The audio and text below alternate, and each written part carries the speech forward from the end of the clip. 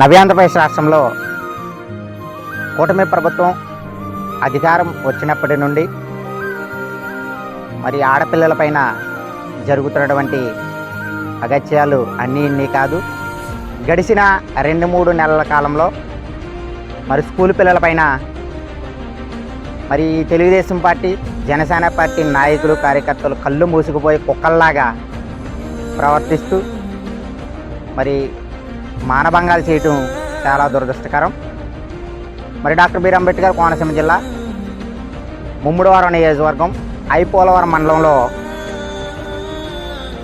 మరి రాయపురెడ్డి సత్య వెంకటకృష్ణ అలియాస్ బాబీ అనే వ్యక్తి ఒక స్కూల్కి వెళ్ళే పాపని, ఆ పాప 6వ తరగతి చదువుతుంది. మరి 10 సంవత్సరాలు కూడా ఉండవు ఆ పాపకి.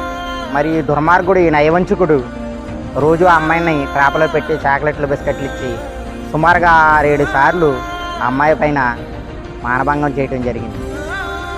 మరి రాజమండ్రిలో కూడా అలాగే జరిగింది, తునిలో కూడా అలాగే జరిగింది. ఆ దుర్మార్గుడు మరి చెరువులో పడి చనిపోయాడు అనుకోండి.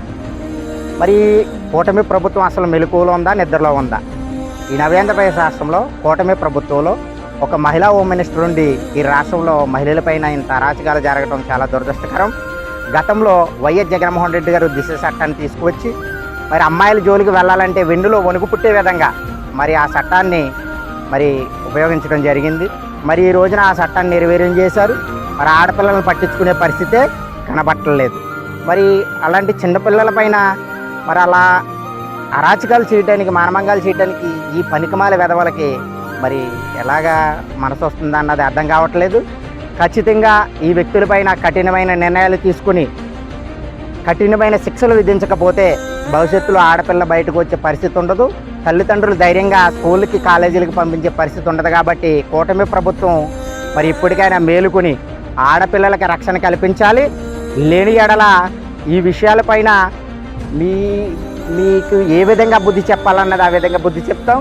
ఖచ్చితంగా మీ తెలుగుదేశం పార్టీ నాయకులు, జనసేన నాయకులు ఇలా చేయటం చాలా దురదృష్టకరం. మరి వారిని నడి రోడ్డు మీద కాల్చి చంపినా కూడా తప్పులేదనేసి ఈ సందర్భంగా కూటమి ప్రభుత్వాన్ని మెలుకొచ్చేస్తున్నాం. ఖచ్చితంగా భవిష్యత్తులో ఆడపిల్లలకు రక్షణ కల్పించాలి. కల్పించకపోతే కనుక మీకు తగిన బుద్ధి అయితే చెప్తామనేసి సందర్భంగా తెలియజేస్తాం.